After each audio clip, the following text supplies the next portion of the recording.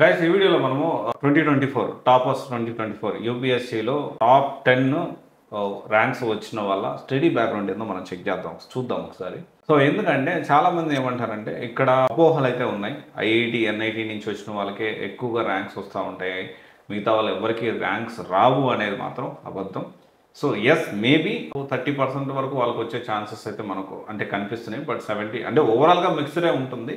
But కొంతవరకు ఏంటి అంటే వాళ్ళకు కూడా కొంచెం ర్యాంక్స్ అనేవి కంపారిటివ్లీ ఎక్కువ వస్తాయనేమో అనిపిస్తూ ఉంటుంది. బట్ ఎనీవే అంటే వేరే వాళ్ళు ఎవరికి ర్యాంక్స్ రావని కాదు, ఇక్కడ చాలా క్లియర్గా ఎలాంటి స్టడీ బ్యాక్గ్రౌండ్ నుంచి వచ్చినా కానీ యూపీఎస్సీలో ర్యాంక్ సాధించవచ్చు. అండ్ మినిమం మీరు డిగ్రీ పాస్ అయ్యి తర్వాత మీరు దీన్ని సీరియస్గా దీన్ని ప్రిపేర్ అవ్వాలి అనుకున్నా కానీ ఖచ్చితంగా ప్రిపేర్ అయ్యి సక్సెస్ సాధించవచ్చు. అండ్ దీనికి సంబంధించి 13 లక్షల మంది లాస్ట్ ఇయర్ అప్లై చేస్తే దాదాపు 50% కంటే తక్కువ మంది మాత్రమే ఎగ్జామ్కి అపీర్ అయ్యారు. ఇది 2007 నుంచి ఈ ట్రెండ్ అనేది కొనసాగుతుంది.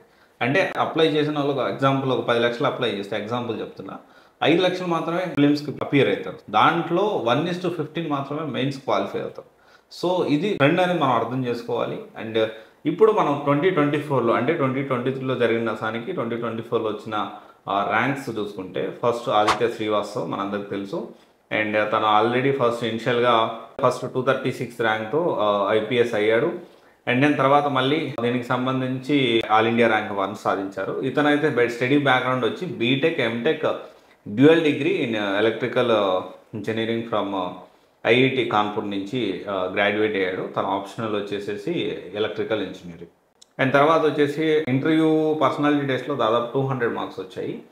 అండ్ 1099 అయితే హైయెస్ట్ అతనికి ఓవరాల్గా మెయిన్స్ అండ్ పర్సనాలిటీ టెస్ట్ రెండు కలిపి వచ్చిన మార్క్స్.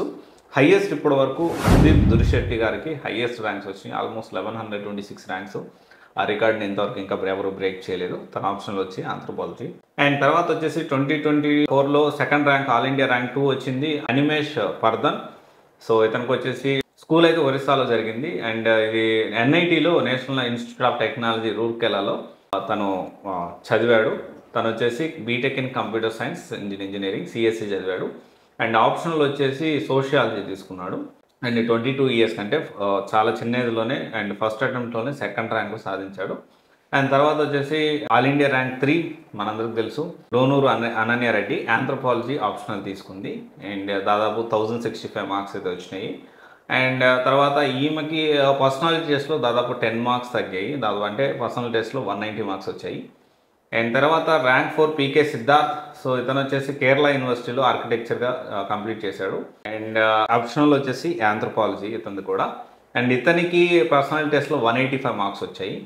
అండ్ తర్వాత వచ్చేసి ఏంటి అంటే రుహానీ ఆల్ ఇండియా ర్యాంక్ 5 వచ్చేసి హర్యానా నుంచి సెయింట్ స్టీఫెన్స్ కాలేజ్ ఢిల్లీలో. ఆ తర్వాత మాస్టర్స్ కూడా ఇగ్నోలో చేసింది. అండ్ ఎకనామిక్స్ ఆప్షనల్ సబ్జెక్ట్గా ఎంచుకుంది తను. తర్వాత వచ్చేసి ఆల్ ఇండియా ర్యాంక్ 6 సృష్టి దబాస్. ఈమె ఆప్షన్లో వచ్చేసి political science and international relations. And ఈమె స్టడీ బ్యాక్గ్రౌండ్ వచ్చేసి ఫస్ట్ ఇనిషియల్గా ఆర్బీఐ ఆఫీసర్గా వర్క్ చేశారు. అండ్ వాళ్ళ ఫాదర్ వచ్చేసి అసిస్టెంట్ సబ్ ఇన్స్పెక్టర్. సో ఈమె వచ్చేసి BA political science Indraprastha college ఢిల్లీలో చదివింది. And MA in political science IGNOU నుంచి చేసింది. అండ్ దాని తర్వాత వచ్చేసి ఆల్ ఇండియా ర్యాంక్ 7 వచ్చేసి అమోల్ రాథోర్. ఈమె స్టడీ బ్యాక్గ్రౌండ్ ఒకసారి చూసుకుంటే మనము BA LLB honours from Gujarat national law university అయితే థర్డ్ అటెంప్ట్లో క్లియర్ చేసింది. అండ్ తనకు వచ్చేసి 206 మార్క్స్ వచ్చాయి పర్సనాలిటీ టెస్ట్లో. తర్వాత వచ్చేసి Ashish Kumar all India rank 8. ఇది వచ్చేసి తన ఆప్షన్లో వచ్చేసి సోషియాలజీ. అండ్ 5th అటెంప్ట్లో క్లియర్ చేశారు. అండ్ ఈ ఐఐటి ఖరగ్పూర్లో విత్ 2 డిగ్రీస్ అయితే అక్కడి నుంచి తీసుకున్నారు. దాని తర్వాత వచ్చేసి all India rank 9 24 years old. So 4th time clear చేశారు ఢిల్లీ యూనివర్సిటీ కల్సా కాలేజ్ నుంచి. అండ్ ఆప్షనల్ సబ్జెక్ట్ వచ్చేసి హిస్టరీ సెలెక్ట్ చేసుకున్నారు. అండ్ తర్వాత వచ్చేసి ఆల్ ఇండియా ర్యాంక్ 10 ఐశ్వర్యం ప్రజాపతి. అండ్ వచ్చేసి ఆప్షనల్ వచ్చేసి సోషియాలజీ ఆప్షనల్. ఇక్కడ మనము టాప్ 10లో చూసుకుంటే దాదాపు ఒక 4-5 మెంబర్స్ ఐఐటి ఆర్ ఎన్ఐటి నుంచి వచ్చిన వాళ్ళే. అండ్ ఇక్కడ మనము నేను అంటే కొంచెం ఇబ్బందికరంగానే బట్ రియాలిటీ చెప్తా ఉన్నా, దాదాపు ఒక ఐఐటి ఎన్ఐటి ఇలాంటి కాలేజెస్లో ఏంటి అంటే ఒక సిస్టమ్ అనేది ఉంటుంది. వాళ్ళు ఫస్ట్ ఇయర్ నుంచే సివిల్స్ ప్రిపేర్ అవ్వడం, ఒక లాంగ్ టైం గోల్ పెట్టుకొని వాళ్ళకి సపోర్ట్ చేసేవాళ్ళు కానీ ఇలా ఉంటారు. ఒక సిస్టమ్ అనేది మెకానిజం అనేది ఉంటుంది.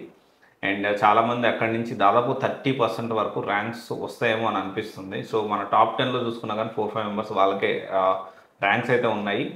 అయితే నేనేం చెప్పదలుచుకున్నానంటే మిగతా వాళ్ళ వల్ల కాదు అని కాదు, దెర్ ఆర్ మెనీ పీపుల్. ఇక్కడ మనం అర్థం చేసుకోవాల్సిన విషయం ఏంటి అంటే మనము ఏ స్టడీ బ్యాక్గ్రౌండ్ నుంచి వచ్చినా మనము క్రాక్ చేయొచ్చు. కానీ ఇక్కడ మనం గమనిస్తే లైక్ నోషన్ తీసుకుంటే తన ఆప్షనల్ సబ్జెక్ట్ వచ్చేసి హిస్టరీ సెలెక్ట్ చేసుకుంది. దానికి ముందు చూసుకుంటే ఆల్ ఇండియా ర్యాంక్ 8 సోషియాలజీ ఎవరైతే ఆశీష్ కుమార్ కానివ్వండి, అండ్ రాథోర్ వచ్చేసి తన ఆప్షన్లో వచ్చేసి ఇలా ఆప్షనల్స్ వీళ్ళ స్టడీ బ్యాక్గ్రౌండ్కి దగ్గరగా ఉన్నవి వీళ్ళు చూస్ చేసుకున్నారు. Nothing, it is not like that anthropology అందరు చూస్ చేసుకోవాలి. పిఎస్ఐఆర్ ఇక్కడ ఇద్దరికి ఆంథ్రోపాలజీ వచ్చింది, ఒక అతనికి పిఎస్ఐఆర్ ఆప్షనల్ సెలెక్ట్ చేసుకున్నారు. అండ్ టాపర్ ఎవరైతే ఉన్నారో ఆదిత్య శ్రీవాస్తవ మాత్రం దీనికి సంబంధించి ఎలక్ట్రికల్ ఆప్షన్ అంటే తను చదువుకున్నదే ఆప్షనల్గా తీసుకున్నాడు. సో చాలా వరకు మ్యాథమెటిక్స్ సక్సెస్ చూసుకున్నా కానీ మెడికల్ సైన్సెస్లో చూసుకున్న ఆప్షనల్ తీసుకున్న వాళ్ళు కానివ్వండి, వాళ్ళు ఎక్కువగా వాళ్ళ బ్యాక్గ్రౌండ్ ఉన్నది ఆప్షనల్గా తీసుకుంటూ ఉంటారు. సక్సెస్ కూడా ఎక్కువ వాళ్ళు అవుతూ ఉంటారు. సో ఎనీవే మీరు ఒకసారి ఆలోచించండి. అయితే టాప్ 10 ర్యాంక్ సంబంధించిన స్టడీ బ్యాక్గ్రౌండ్స్ అయితే ఇవి. Thank you.